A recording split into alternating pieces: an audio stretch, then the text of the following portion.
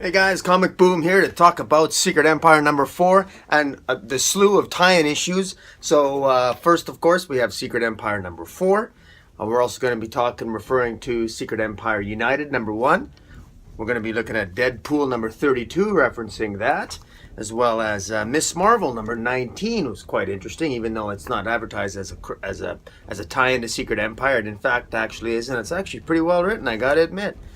Sam Wilson, Captain America, number 23 as well. Uncanny Avengers, number 24, as well as Secret Warriors, number 3. We're going to be touching upon all of those here, talking about moral relativism in Secret Empire, and just how the different types of morality that Secret Empire is really touching upon, and how it's very reflective of our own world, and I think in many ways is a very good lead-in to Legacy, or what we hope will be a return to the classic characters of the Marvel Universe, very akin to DC's Rebirth.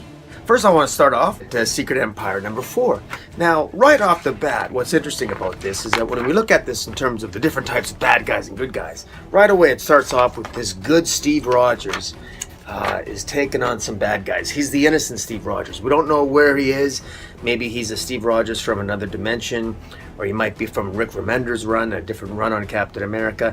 He might be but he's likely probably a Steve Rogers from another dimension, from another world of some kind, but he seems to be of pure heart. He represents purity, good for goodness sake. You know what I'm saying?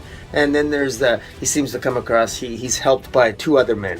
One guy appears to be Bucky, and the other one looks like Sam Wilson, even though they can't really be the Bucky and Sam Wilson we know, because Bucky is actually dead, the one that we know, and this Bucky doesn't have the metal arm. So, but these appear to be, on the surface, they look to be like very Steve Rogers, Bucky, and Sam Wilson, but we know that they can't be. But very clearly they're meant to be pure. They're good guys. They're doing the good fight, and they battle off some Hydra forces. Now that leads us right into Captain America talking to the Punisher. Now, of course, we got Hydra Cap. Hydra Cap is the corrupt leader now, and he's talking to Punisher. Now, Punisher himself represents a type of moral relativism. And what's interesting about the portrayal of Punisher here is that the Punisher is the same type of guy we've always known. Punisher has always been the asshole guy that kills the bad guys, and he still is. Punisher's identical. Frank Castle is the identical character as he's always been in the Marvel Universe. The only thing that's changed a little bit is his motivation. Now he's a little bit more motivated because he's working for somebody. He's actually working for Captain America. Whereas before in the old Marvel Universe, he was isolated and alone, pursuing his own agenda of killing bad guys. But here in Hydra Cap's world, he feels like he's actually giving back to his country. He's working for Captain America, and he's taking down the bad guys. He has a renewed purpose. And so he feels that he's actually doing some good. Again, it's all morally relative. Now that leads into Black Widow kicking the shit out of a Hydra agent.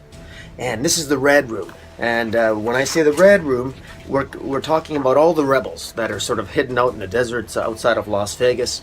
There's Black Widow, and she's trying to convince Miles Morales, Spider-Man, the Wasp, and Vision, trying to convince them all to toughen up a little bit. You know, stop being snowflakes. You know, we're going to have to torture this guy. We're going to have to torture this Hydra agent to get some information out of him.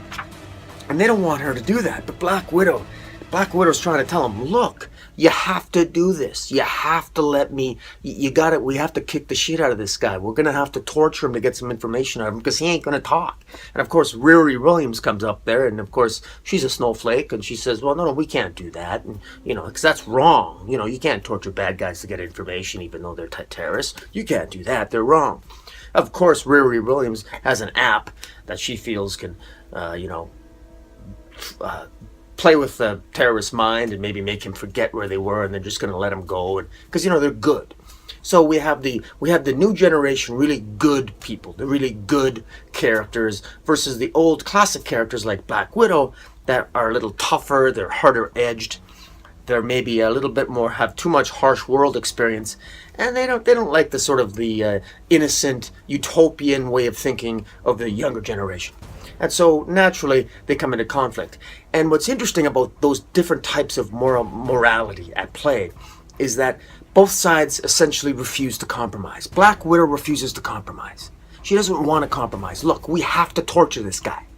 Whereas Riri Williams, Miles Morales, the Wasp, they refuse to believe that you have to do that. There's always another way. And both sides of them, both those types of morality, are refusing to compromise with each other. And what's the outcome when they refuse to compromise?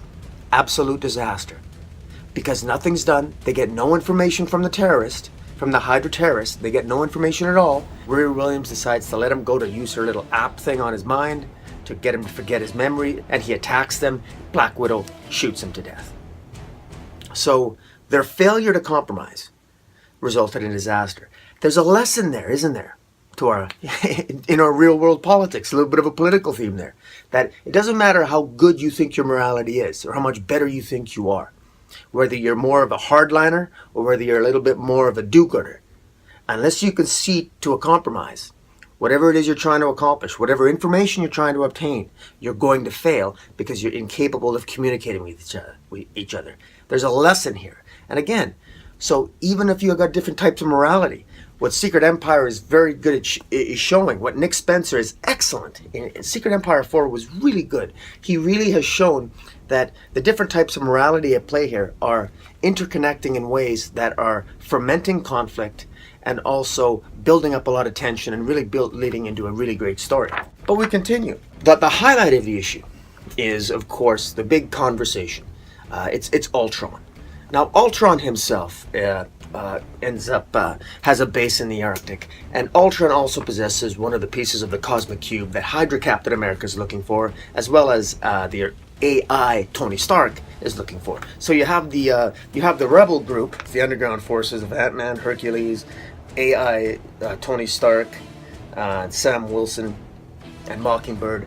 They're going to go into the Arctic to confront Ultron and convince him to get to sneak into Ultron's base and get the cosmic cube. Meanwhile, Hydra Captain America with his group, consisting of Thor, Scarlet Witch, Vision, Taskmaster, Odinson, Thor, they're going to go in there and they want the same thing. But Ultron knows they're coming, and so Ultron incapacitates all of them, and he basically forces them to have dinner with him. I know it sounds a little crazy, but the conversation that ensues is something that it's a buzz a lot of the internet's talking about, because it's a great conversation. And a lot of all this baggage comes out. All the history of these past Marvel events and all this character building that's been going on, and the evolution of characters for Tony Stark, Captain America, Hank Pym, Ultron, Thor, reference to past events, reference to even Wanda, Scarlet Witch, where she whispered no more mutants, the baggage that brought on. All these past big events have really come into play, and Ultron basically really uses that past against it, and he sort of really rubs it in, and all the different moralities are at play. And it's very obvious that there's a lot of tension between the characters. Hydra Captain America accuses Tony Stark of basically being an alcoholic, rubbing in his alcoholism into his face, saying that he can't even control his new armor because he's an alcoholic. I don't know if he realizes that in fact Tony Stark is in fact an AI. It's not actually Tony Stark, he's still in a coma. Meanwhile, Tony Stark once again rubs it into Hydra Captain America's face that he purports to fight for the downtrodden, defeating the weak, when in fact he's the most corrupt of all of them. And of course they rub into Hank Pym, who's Ultron, or at least is in the mind of Ultron. Ultron has the image of Hank Pym. And Hank Pym used to be Yellow Jacket, and he, at one time, he committed some domestic violence against his wife, Janet Pym, and they've never let him forget it. Despite all of Hank Pym's accomplishments, they just remember him as the guy who beat up his wife, and of course, this creates a lot of tension. So all this conflict, it's another form of sort of moral relativism, basically showing that no matter how good you are, no matter what sense of justice or right or wrong you have, you can still be an asshole. You can still be a real jerk in your private life. Tony Stark might be a hero. Hydra Captain America might have had moments when they were heroic. They might do heroic things. But personally, in your own personal lives, you can really screw things up and be a jerk to people. It's as simple as that. and that really is coming into the forefront. The one thing that I wish they could have had at the dinner table, I wish they could have had Carol Danvers, because I would have loved to have heard what they had to say to her, because I'm sure more than one of them would have called her a fastest bitch. I know I would have if I was at the table, but I wasn't invited. But I wish I was, because I could have had some interesting little bits of dialogue myself. In any event, this is good stuff. This is a really good conversation, and it's created a lot of hype on the internet, as well it should. It ended with Ultron giving the cosmic cube to Tony Stark for the simple reason that, in Ultron's view, Hydra Captain America is more powerful, and Hydra Captain America could easily use his power to impose some kind of peace, but instead he's using it to foment more conflict. And so Ultron once gave the cosmic cube to Tony Stark simply because he's giving it to the little guy, so they have a little bit of a leg up, so there's less likely to be peace, and so it's going to foment further conflict, because Ultron loves the fact that heroes can get along. And the whole reason that Ultron represents another kind of morality. He represents the kind of morality, moral relativism, of sort of the indifferent person who sits back and watches and just enjoys the conflict, enjoys the confusion, enjoys the masses not getting along with each other. That's Ultron. That's why Ultron's not attacking anyone. That's why Ultron's not trying to take over and attacking the Avengers and taking over everything, because he figures they're going to destroy themselves. After Civil War, after Civil War II, after all the different Marvel events, none of the heroes get along. They're pathetic, they're ridiculous, and they sit there and they're narcissistic. They think the world revolves around them. The infighting, the hatred against Inhumans, mutants. He just has to sit back and watch the world burn, and Ultron doesn't have to raise a finger. All he has to do is sit back and watch, and that's exactly what he's doing. And in the middle of it all, he just invited him over for dinner. So that's what was so great about this issue, is that Marvel was Nick Spencer did a really good job of sort of like pointing out the flaws of the big events, but doing it in such a way that it's a legitimate criticism of the characters, while also saying something about the moral relativism of all the various characters. Very well done, very well written. Kudos to Nick Spencer. I just want to add some comments about Secret Warriors number 3. In this particular issue, Karnak and Daisy Johnson, former S.H.I.E.L.D. agent, her and Karnak actually torture a beast, the Beast in this issue, or a different dimensional beast. I don't understand. I don't follow Marvel to know where this other beast came from, but they involve themselves and they partake in torture to get information from Beast in this issue, in much the same way as the Black Widow does in Secret Empire. So, and against the wishes of the younger Secret Warriors. So again, morality is at play there too. It's also worth pointing out that another form of moral relativism, is in the Uncanny Avengers number 24, where within New York, once the dark side dimension envelops New York, Rogue ends up teaming up with the bad guys. She ends up teaming up with the Shocker and Scorpia in the battle against the demonic forces of Dark Force dimension that has enveloped New York. Again, another example of no matter what differences of morality you might have, when necessity demands it, you will fight for your life. So that's addressed there too. That was you're not missing much, but it was a well-drawn, interesting issue. Sam Wilson Captain America was a prelude to Secret Empire number 4. It's, again, you don't have to get it. You're not missing much. Basically, it was just Sam Wilson and the underground of AI, Iron Man, and Mockingbird, and Hercules, etc., etc. You discover that one of the reasons why Sam Wilson was successful in smuggling so many people out of the United States and into Canada was because he discovered a planetary portal between a New York City subway between New York City and Montana. So what you thought was a subway in New York was actually a subway in the underground in the state of Montana near the Canadian border. And so he was smuggling people in New York through the subway system, and miraculously they pop up in Montana close to the Canadian border, and he'd get them out. And in this adventure they meet up with the Mole Man.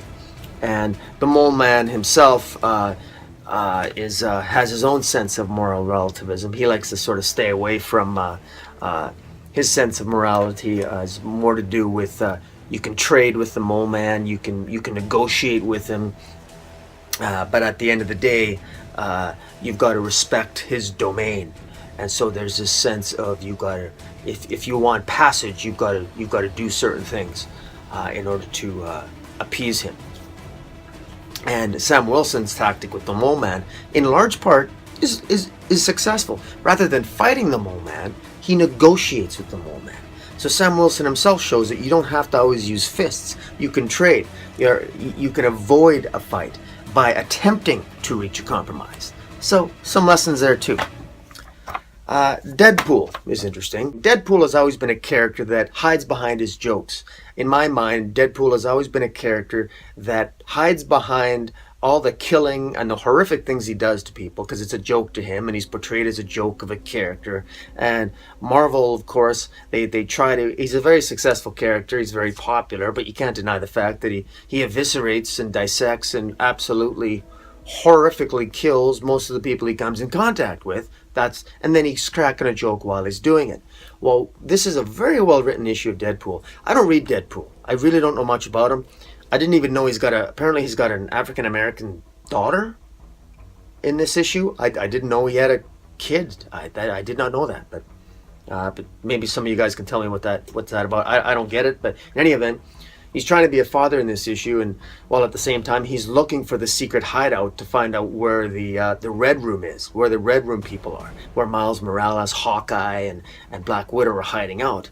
And he actually finds out where they're hiding out, but he doesn't reveal the location at the end to Hydra Cap because he simply chooses not to. He realizes that some things are just plain wrong and that you can't joke your way out of it. Throughout the entire issue, what's so wonderful about this issue is that throughout the entire issue, instead of saying Hail Hydra, Deadpool says different things. He says Kale Hydra, Fail Hydra, Dale Hydra, Quail Hydra.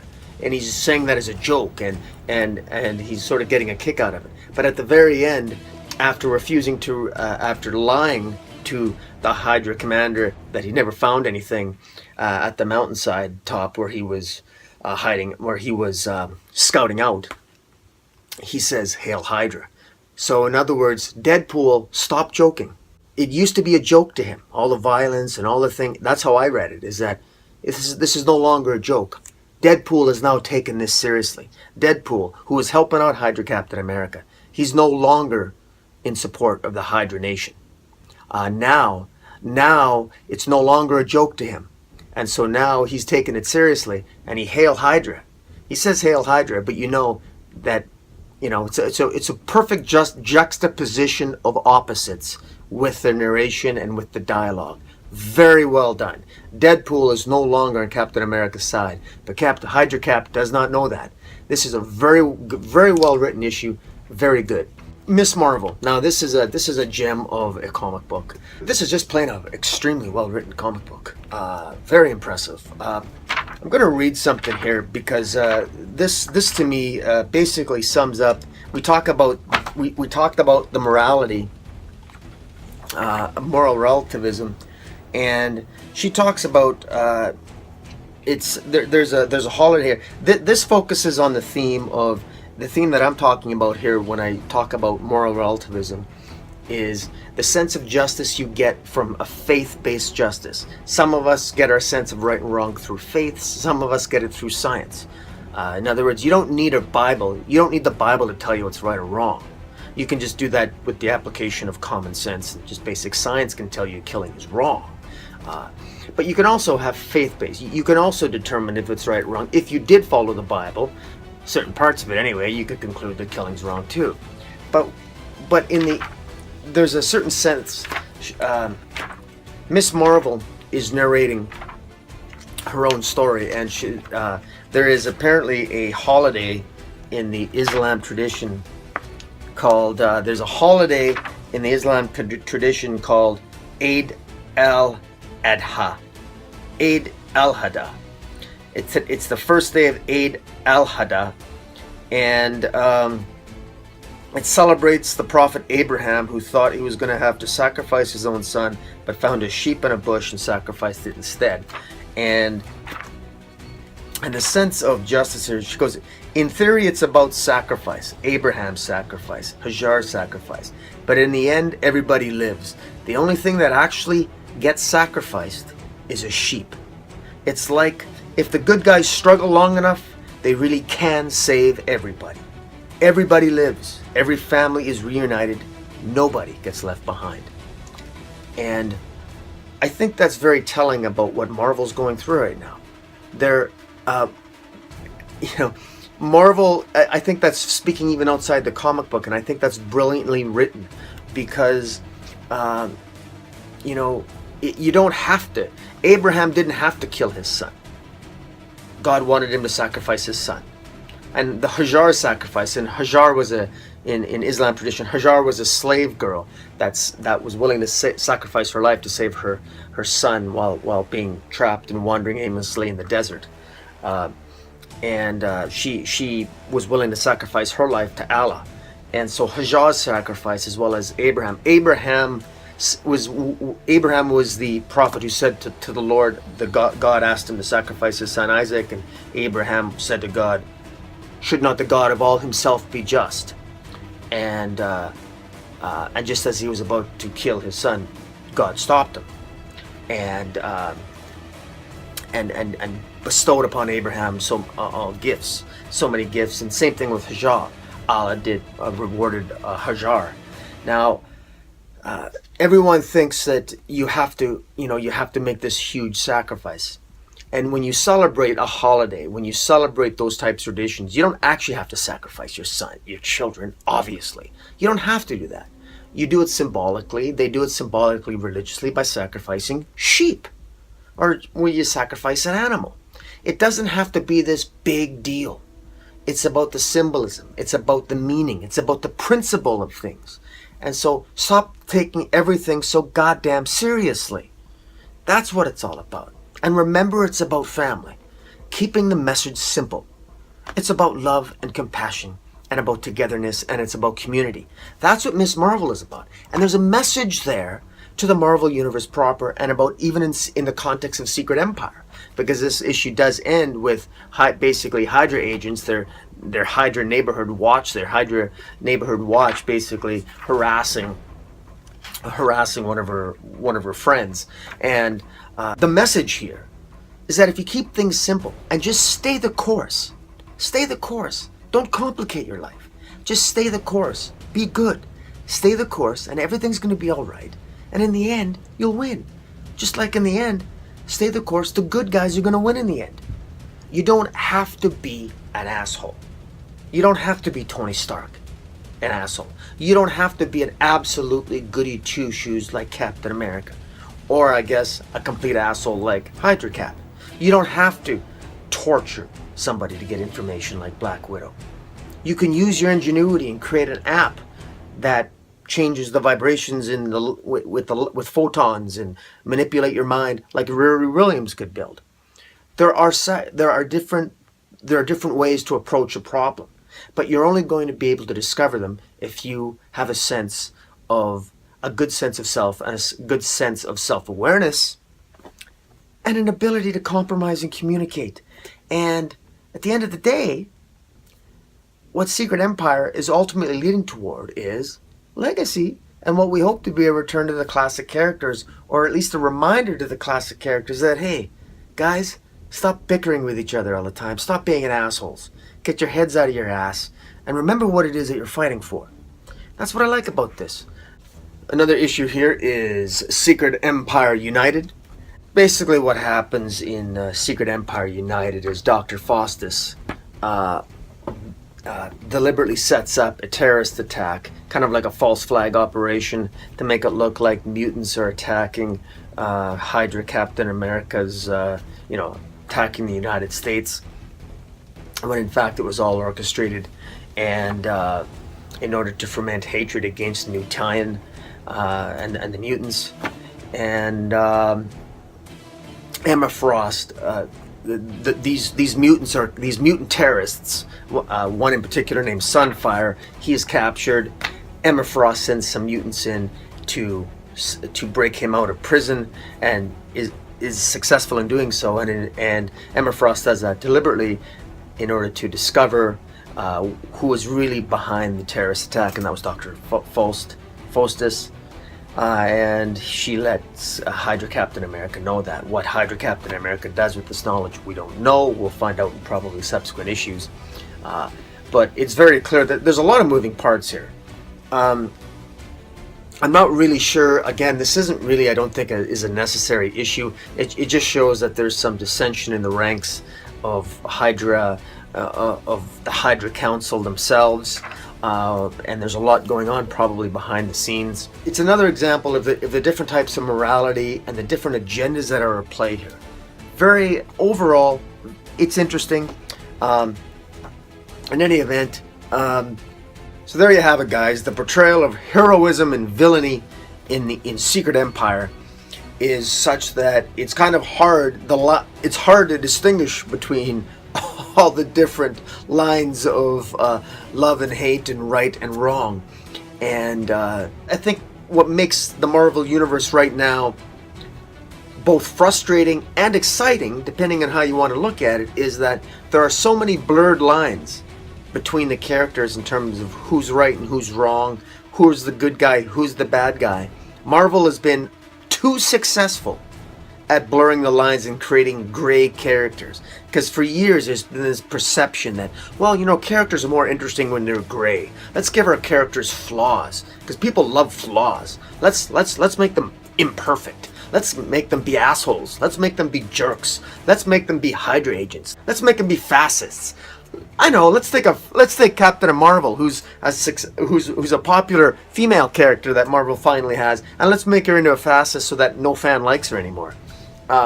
You know, they've been so good at it that what's happened is now they have Secret Empire, and all these different morally ambivalent characters are in this Secret Empire adventure.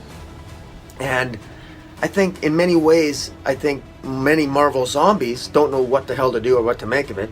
And I'm relatively new to the Marvel Universe. I think it's kind of interesting. I don't really have a vested interest one way or the other, but I find it interesting. I don't know where it's going. I don't know exactly what's going to happen. But I will say that even I'm hoping that I want fewer blurred lines.